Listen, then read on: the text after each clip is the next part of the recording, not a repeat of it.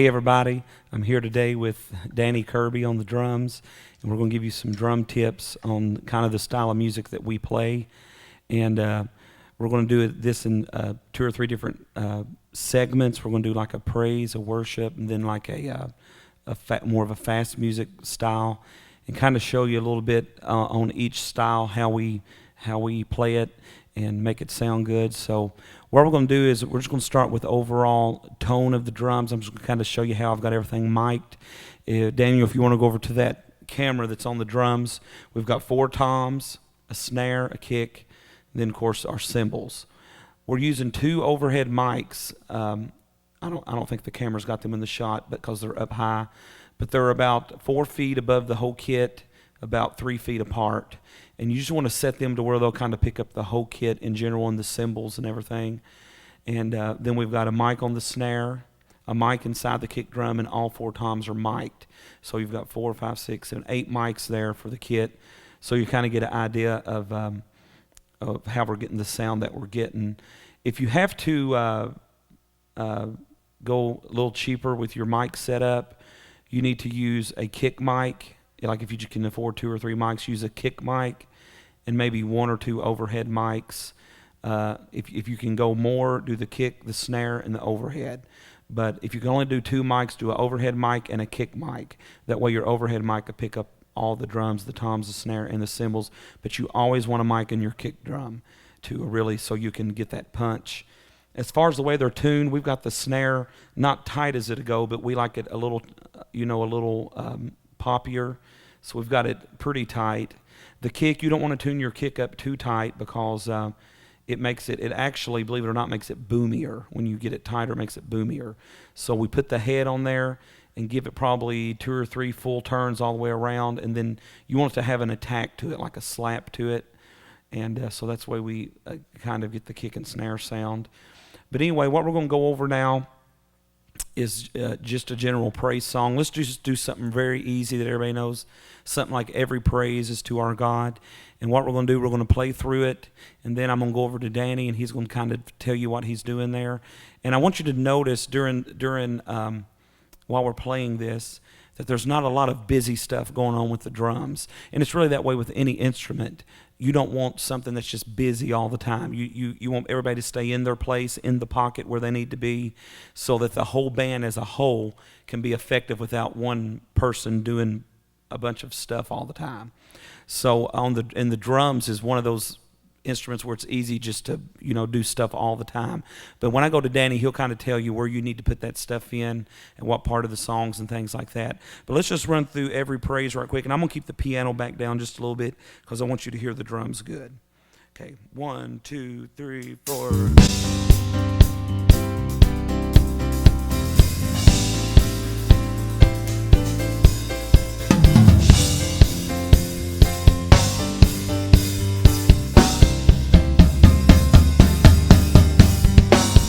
Every praise is to our God.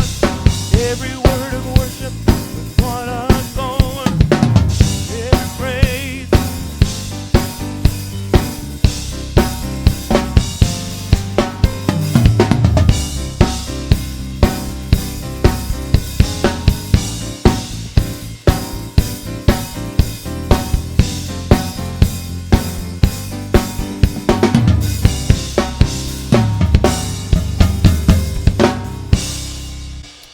So you'll notice right here on this song, that's pretty much the same beat for every praise song. Some of them faster, some of them slower. But most praise songs have pretty much the same sound when it comes to the drums. And so I'm going to go over to Danny here, and he's going to tell you kind of how he gets all those sounds. And I will say this, the drummer is who keeps the tempo of the whole song. You can make or break the song as the drummer. So you've got to stay in the pocket, keep the right tempo. And we always use loop tracks. We're not using them right now because I want you to hear the drums. But loops are a great thing to keep you right on the same speed. A lot of times you go into rehearsal and you got the song sounding perfect, and you get into church and it's just messed up because the tempo's not right. But if you practice with the loop track, use that same loop track in your service, then your whole band, especially your drummer, has a perfect tempo to stay at, and your song will sound the same every time you sing it. I'm going to go over to Danny now and turn his mic on. And he's going to tell you with this praise style kind of what needs to be done to get that particular sound. And it's not just praise style contemporary music. It all uses this pretty much this same style that he was just playing. And just from my own observation, I know there's an open hi-hat, there was a double kick, good attack on the snare. So he's going to go through all that for you right now. Yeah, pretty much. As far as this particular style, what I'm doing is I'm doing what they call 4 on the floor. Basic start out, this groove is 4 on the floor. That means your pulse, which is your quarter note, 1, 2, 3, 4. There's a kick on every quarter note. So you're hitting the kick with the snare also. Yes. So on every note, and so I'm doing kick on 1, 2, 3, and 4, and then I'm doing your snare on 2 and 4. So kick, snare, kick, snare, kick, snare. And that's basically the whole song. Is and just the kick drum. That kick on all 4 beats really drives the song. Yeah, it keeps the song moving because the whole feel of this song is just really straightforward, just driving, keeping that the pulse going and the energy the whole time. And throughout the chorus, it's just like your straight 4/4 groove, 4 on the floor with open hi-hats, just the whole time, just nothing real fancy. This song is really actually, as far as from a drumming standpoint, it's pretty simplistic, pretty simple. You're just pretty much following the rest of the band. The vocals and everything kind of is really what makes it. So your hi-hat, have you got it touching just a little bit, or how much do you open that? Me personally, I play with my hi-hats pretty close together. I don't let them open too much. But I've got them. So it's more of a swish sound. I've got them maybe a quarter of an inch apart. Enough to where they'll ring against each other, but they're not flopping or nothing. Right. Okay. So and then also, and this pretty much goes for every style, your attack on your snare. Yeah. Show people how they're supposed to hold the sticks, because I've seen some really good drummers and their snare don't sound right, and it's because they're holding their stick too tight, and their body is taking the vibration of the stick instead of the vibration from the stick going into the snare. And what it does, it chokes the sound of this. When you hold the stick too tight, it chokes the sound of the snare because that weight of the stick isn't actually going into the snare. Yeah, well, the way that I hold my stick, I don't know if you can see, is all my grip is right here in what they call the fulcrum of the grip, and that's your thumb and your pointer finger. That's where all my control. So that allows the weight of the stick to hit the snare. Yeah, and all I use these back, my middle finger, my ring finger, my pinky to just kind of control. Like all my motion comes from my wrist, but all the control will come from these back fingers. So I'm getting hits, and I'm not going rigid to where my body's absorbing everything, but I'm allowing the full stroke to go into the head of the drum. And that's what makes that snare have a pop, is when you're flipping that stick forward and letting all the weight from that stick hit on that snare head. And when you hold it tight, it like gives it a choked sound. Yeah, and so, it's either when I strike, I'm actually instead of right. So that's important, really. I think it's even in the sound of the drums how even you hold your sticks. Absolutely. So now tell them on these praise songs, and I know especially young drummers that's coming up and learning, they tend to want to do too much in the wrong areas. Like you'll be right in the middle of singing a line to a song, and they'll come in doing all these rolls on the toms and cymbals and things like that. But you use toms for accent points in the song, like maybe between 2 lines or between a verse and a chorus. And you don't just throw those in just wherever you want to. There's designated places where you need to put those that will push the song forward. So let's talk about that a minute, because there again, there's so many good musicians out there, good drummers that can keep tempo good. They've got good moves on the drums, but they don't know the appropriate places to put in their accents with their toms and cymbals and things like that. So, Danny, where do you typically find that you're putting in rolls on the toms and crashes on the cymbals? I know when I play, I definitely between the verses and the choruses, you want something to let everybody know the song is transitioning here at this point. And then, of course, if in the middle of the verses and choruses, there's places you can put them too. But What do you say about that? Well, my golden rule as far as playing the kit is anytime there's vocals, you lay back. Anytime. It don't really matter. But my main spots for fills would be like between vocal phrases in the verse. Like they'll sing a phrase, and in between that and the beginning of the next phrase, I'll throw something in. Or, like you said, between verses and choruses. Anytime there's a vocal break and, somebody else isn't doing something, I try to, I'll throw something little in. But that's the thing. It'll be pretty minimal. I won't do nothing too crazy. Another thing on the kick drum, and this probably ain't even a term, it's just something I made up, but I call it playing loose on the kick drum. Some people they'll just do the pedal and won't put no force into it. And your kick drum has to be the kick drum's kind of like the bass. It has to be consistent through the whole song.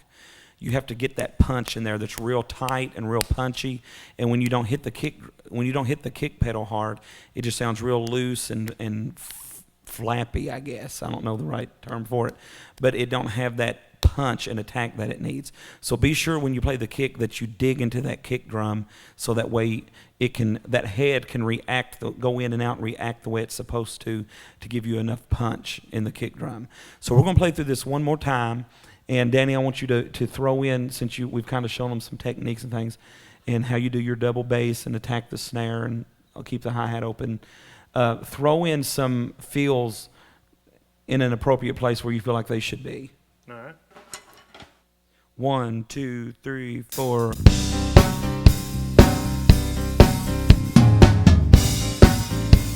With one accord, every praise is to our God. Every praise is to our God. Right here, that was a good place. Every praise is to our God. So right at the end there, I noticed you put in a really good big run of toms and things there. And this is another thing. If you're a drummer, you do not have to put a tom before every. I noticed Danny just for accent would go, every praise is to our God. Then he would hit a crash. You don't have to hit a tom before you hit every crash. Some people think they can't hit a crash without hitting a tom first. But crashes and splashes, they're great just for accents, like between lines and things like that. But I did notice, between the verse and the chorus before you go into the bridge, that's when you can really get on your toms and really push that next part of the song forward. So, what do you say, Danny? Well, as far as that, like what you're saying with, how you use what you have, I'm definitely, I like variety. I like having options. And like you said, not having to use your toms all the time. I use my toms, but I'm actually, in songs like this especially, I'll be pretty scarce with them. I'll rely more on little things like I run this little stack over here, and I'll, use it instead of, and, utilize my crashes more. Your fills don't have to be big to be tasteful. Sometimes less is more when it comes to the drums. And especially this, because, a lot of, the vocals are pretty complicated on this song, and the, all the other instruments are moving fairly well. So especially there's certain songs that call for grooves and stuff, and this is more of a groove song where you're just holding down the backbeat, the whole time. Right. This isn't anything real complicated. There's other songs that would call for more demanding, drum parts, but this is pretty simple, and it's all about knowing what the song calls for and playing accordingly. Right. Okay. One of the most debated issues is what you play on the hi-hat. Yeah. Some people do the some people will do the that totally changes the sound of a song. So on praise songs like this, do you tend to do just the straightforward or do you do the double? Well, I do the double, but I'm accenting the quarter notes, the downbeats. Right. So instead of going, I'm going. You're kind of letting the stick bounce. Yeah, and I'm accenting the downbeats, the 1, 2, 3, 4. And then the other ones are just like little. And the ands are all accents, so it's 1 and 2 and 3 and 4 and 1 and 2 and 3 and Okay. 4. So the double bass, the open hi-hat, and that's pretty much the same on every praise song that we sing. Like if we want to do something faster, let's say, what's a faster song? Every Time I Lift My Hands. We did that on the bass. So let's do that like if we're going like 1, 2, 3, 4. Every time I lift my hands, it's because of you. We're doing the double bass here. Just very straight.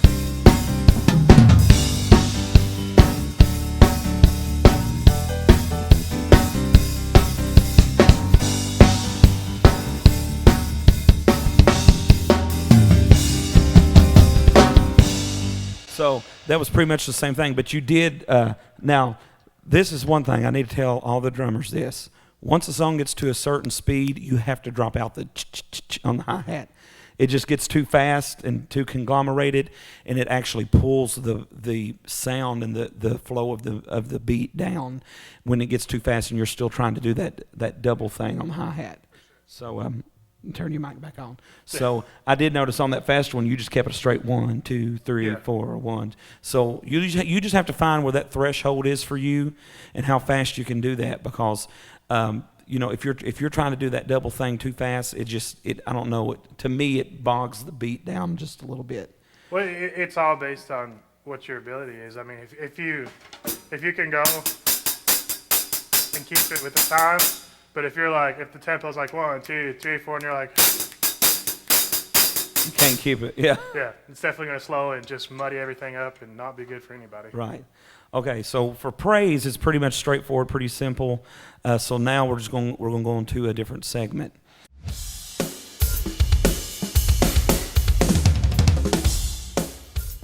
Right now we're going to talk about we just call it the Pentecostal style music. It's just a straight 4/4. And this is one of the most simple beats to play, but seems to be the hardest for a lot of people. And I think it's just because a lot of churches don't play this particular beat. Yeah. All it is a straight 4/4 beat. There's nothing hard about it, and I think it boils down again to people trying to play, that double beat on the hi-hat, and that's not the sound you want for this. So we're just going to run through it right quick, and it's really the most simple beat you can play, but it has a lot to do with the style and the sound that we do. So let's just play through something right quick, Danny, and kind of he'll switch over to that camera, and you can kind of see what we're doing. 1, 2.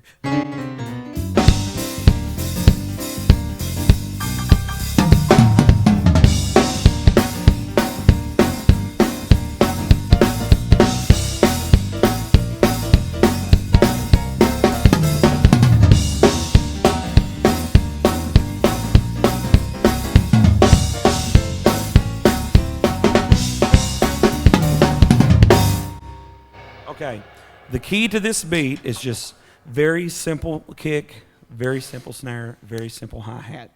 You don't want to get caught up to where you're doing the kick, this thing on the kick, and he'll know what I'm talking about because we hear people do it all the time, where you're going bump, bump, bump, bump, bump, bump, bump, bump, bump, bump, bump, bump. That totally takes away the feel of this style of music. You just want to stay straight on that kick all the time, and on the snare, just a boom, boom, boom, boom, and every now and then you can throw in a boom, boom, boom, boom, boom, like a little double kick or something. But doing the thing where it like delays boom, boom, boom, boom, boom, boom, boom, that it takes it into a totally different style. It's a totally different sound of music. So on this, all we're doing, another thing is your tempo. You need to have a good, don't speed up. Once whoever's leading the song, once they start it where it's comfortable for them, you don't want to take it up on yourself to say, well, this song needs to be faster, or this song needs to be slower. Whoever's leading that song, they know how they feel. They know how they want to sing the song. So you need to stay right in the pocket with there's times that I want to do, can't nobody do me like I'll just feel, that's the way I'll feel in my spirit to sing it. Then there's times I want to go, well, can't nobody, like twice as fast. So as the drummer, you've got to really, really be sensitive to what whoever's leading, what they're wanting to do and how they're wanting to do it, and that's the flow you need to go with. But on this particular style here, he's pretty much doing the same thing, kind of keeping the hi-hat open a little bit, just a straight thing on the hi-hat. So I'll let you talk about that, Danny. Well, in this particular style, it's just it'll be your kick on 1 and 3 and snare on 2 and 4. So it'll just be an alternating kick and snare. So, And right there, that's what I say. If you've never played this style, you literally just need to sit down and just. It's very simple, but if you've never played it, you just need to learn how to get that flow real smooth. Just boom, boom, boom, just real straightforward and simple. yeah, it's like I said, alternating kick and snare, kick on 1 and 3, snare on 2 and 4. And your hi-hats are pretty much straight quarter notes, just 1, 2, 3, 4. So that's like this. It's really easy to get overcomplicated, like he was saying, and do like the crazy kick patterns and everything. Because as a drummer, you're thinking this don't need to be this simple. There needs to be more to it. But that's the whole concept and style of this particular style of music. It's very simple. It's very straightforward, and there's not a lot of conglomerated kick things and toms and things. Sometimes we'll literally sing through a whole fast song like this with probably not any toms in it. Just maybe some things on the snare, little turnarounds on the snare or whatever. But the main thing is just keeping it straightforward, keeping it simple. Open your hi-hat a little bit. Make a swish with that hi-hat. Whatever you do, when a song gets this fast, you don't want to do the ch-ch-ch-ch-ch-ch-ch. That's going to take away the whole sound. Just very straightforward. This is probably a style of playing that we use probably more than any others because it's just who we are. So, there's slower versions of it and faster versions of it, but we use this style so much, and it's just very, very straight and very, very simple. So like Danny said, don't overcomplicate it. Don't make it harder than it needs to be, trying to throw in fancy kick things and toms all the time. Is there anything else about this particular style that you would like to say, Danny? The feel of this song, like he says, when you're in church, depending on how the Spirit's moving, things can elevate, and you can get more complicated with it, like start doing some tom stuff and stuff like that. But I wouldn't start out like that. I would start out as simple as I can, and kind of as the song builds, work your way up with the song instead of trying. As a drummer, you don't want to try to push the song in a direction, but you more want to follow where the song's going. Yeah. And that's definitely the key of a good drummer, is knowing where it's going and trying to follow instead of trying to push it a certain way. Right. That's what I was going to say about you. And when we're playing in church, sometimes I'll start a song and then decide, after I sing a line or two, hey, I've got this too slow or I've got it too fast. And Danny has always been very efficient with this and good with this.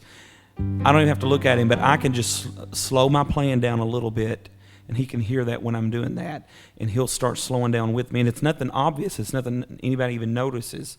But it's because he's listening. Since I'm leading the song, he's listening to what I'm doing. He's listening to how I'm singing and the way I'm playing. So there's times we'll just use the same song. I'll go, can't nobody do me like Jesus. Can't nobody. And I'll think, hey, I got this too fast. So I'll go, can't nobody do me like Jesus. So you may not have heard it, but we just slowed down about, 3 or 4 tempos there.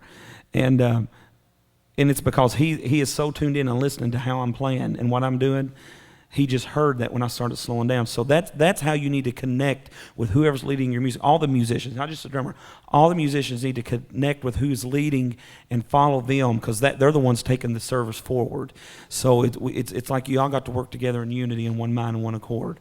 But one thing that we do a lot, Danny, is like when we'll get to the end of the chorus, like we'll go, he's my friend, do-do-do-do-do-do. And a lot of times we'll do a stop, and that kind of adds a little bit of emphasis to the song. So let's kind of show them what I mean there. And if you want to, you don't have to do that, but to me it just kind of adds a little bit of a punch to the end of the song. Well, can't nobody, let's go ahead and do the end. Do me like Jesus, he's my friend.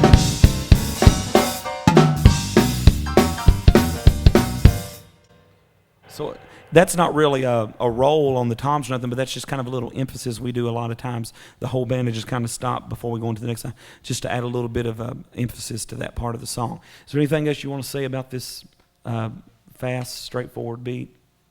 The biggest thing I can say about it is just definitely don't overcomplicate it. Feel it out. Make sure you're aware of what everybody else is doing, and just try to do your job as best you can. Amen.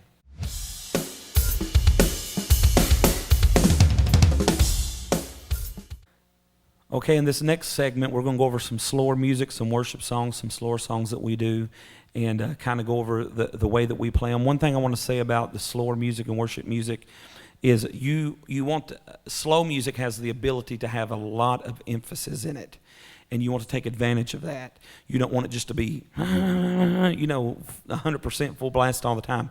You want to use the opportunity in slow music to make the song have a lot of like I said, a lot of emphasis in it and a lot of emotionalism in it. You want to, like if you're on a verse, you can play it. So let me go to a different patch here on the keyboard. Like if you're on a verse and you need it softer, and then you can build up for your choruses and build up for your bridges and things like that.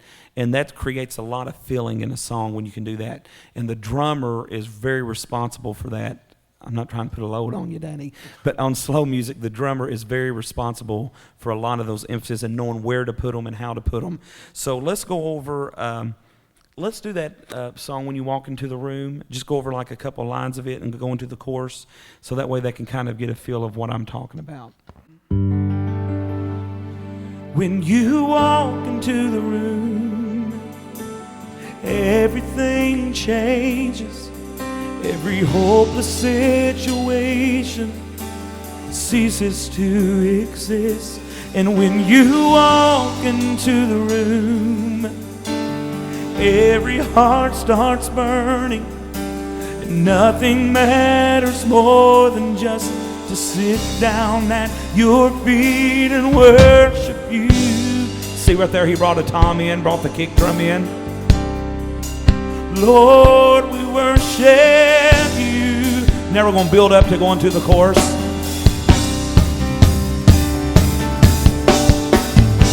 And we love you. He's on a full ride cymbal. We'll never stop.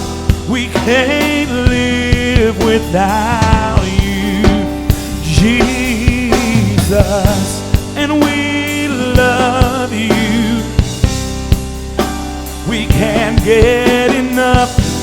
All this is for you, Jesus.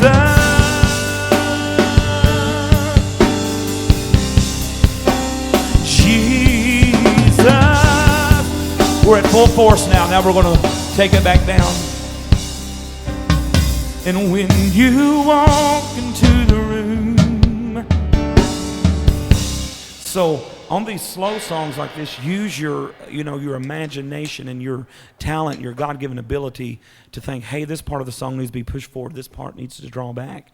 And just go through some of the techniques and things that you're, basically the technique's the same. It's kind of in modern day music like what we're singing, and even in some of the older stuff, it's a big hi-hat, kind of an open hi-hat. Yeah. A tight kick drum, a tight snare. And just kind of explain to them how you transition from one part of the songs to the other and what you was listening for. And I know a lot of it's listening for me to see where I'm going. And Daniel and Danny and Jason and Luke and I and Zach and all the people that play with us in the band, they've told me before, they can tell by the way I bring my foot back or the way I turn my head where I'm going in a song. I don't even know I do it. But when you play with people so long in a band, they know where you're going just by your body language, by things you do that you don't even know you're doing. And sometimes they can say, yeah, we all know right where you're going because of the way you do your eyebrow. And that's how it's so awesome when you can be together in ministry and really music does become a ministry. It's not just you playing this instrument, you filling in on this, you playing this.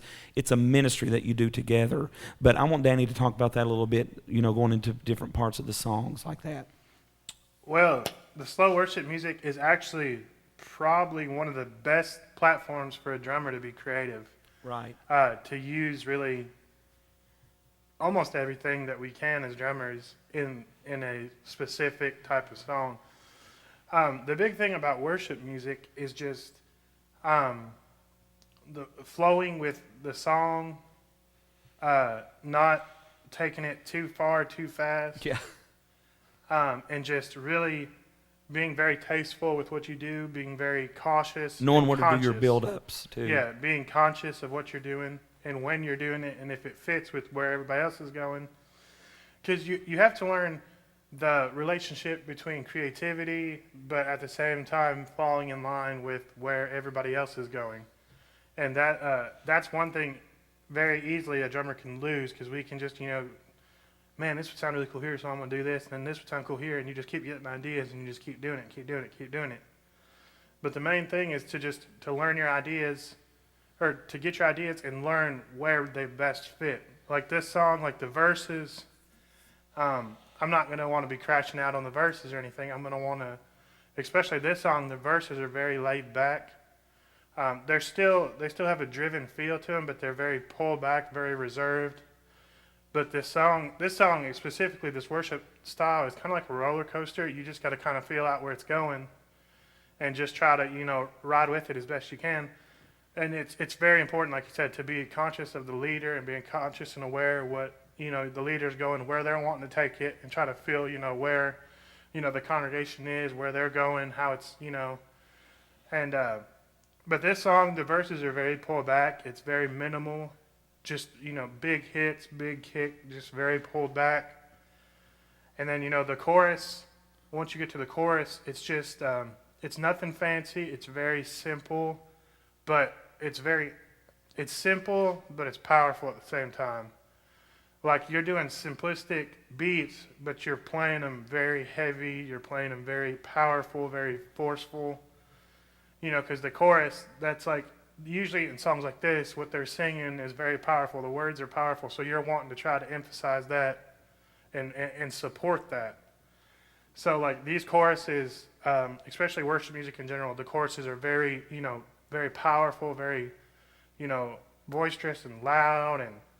And so, on my verses, usually I'm trying to keep it minimal, so I probably snare and a rim shot. And maybe a little tom work, but mainly just trying to hold that down, the backbeat down. And then, but I tend to do a lot more on my cymbals on verses, like little, just fills here and there, just, using the bell and the ride. And that can add so much. You'd be surprised how much it can add on a verse. Just when I'm singing, just for a little cymbal, like he'll show you, when you walk into the room, everything changes. So now let's do it without it. When you walk into the room, everything changes. So you can see how just so simple, just little strikes on the snare or the hi-hat and cymbals, how it just adds. But just don't get it to a point where you get overbearing and overwhelming with it. Because probably in church services, the most complaint you hear is about the drums. And people shouldn't complain, but that's always the complaint. The drums are too loud, the drums are too fast, the drums are this, the drums are that. So the drummer usually gets the brunt of everything when it comes to music. They're the ones that get all the complaints. But if you contain your drums right, and you mic them good and things like that, and you have somebody on the drums that knows how to flow. And because I've played with a lot of drummers myself, throughout the years, that they couldn't flow real good with what was going on. And not only does it annoy the people listening, but it annoys the musicians. It annoys the people trying to lead worship. So you've got to be this is for all musicians, you've got to be very sensitive to what's going on, very sensitive to the Spirit. And, ask the Lord to help you play to your best ability. You're not just doing it to fill a spot, you're doing it as a ministry. So, and just like I said with the bass video, the best way to learn and to get good at what you're doing, listen to people who know how to do it. And that's with anything in life. If you want to learn what you're doing better, find somebody that can do it better than you, listen to them and try to mimic that. So listen to CDs, listen to K-Love, listen to music that is really good that you enjoy listening to. Listen to the way they do it. And if you're doing it different than they're doing it, try to mimic what they're doing in the way they're. So if you're a drum player and you're wanting to play a certain style on the drums, and you listen to it, but then you go do it totally different than what they're doing, then that's why it's not sounding the same. So, like if you want to sing, let's say, "Good Father," and you want it to sound really good, listen to what they're doing on the drum. Listen to every little thing they're doing. Listen to just like Danny was doing on the cymbals. Listen to that. Try to mimic that. In that way, because the people in the CD, they know what they're doing. So, and that's the way that I have kind of trained myself. learning how to make music blend and how to make harmony parts blend and stuff. Find some really good professional recordings where people, it sounds good to you, where they know what they're doing. And then you try to make your blend that way, like through your PA system. Play a CD and then try to make your own music blend the same way that CD is blending. So you want to say anything else, Danny, about the worship music or anything to do with the drums at all? Just, always feel free to be creative, but just be cautious of what you're doing. Never get in a rut of just playing, the same thing all the time. Like, always try to expand and, be more creative and, feel stuff out and kind of go outside your comfort zone and your boundaries, but just be cautious at the same time that you're doing your job, you're filling your spot. But, like, don't be afraid to be creative, because that's what makes music enjoyable. Is, creative, new stuff, hitting people with stuff they don't expect. And just, let it be fun to you. Don't let it be a job, but just, enjoy what you do. And, don't be afraid to push the limits, sometimes. But just, like I said, be cautious at the same time.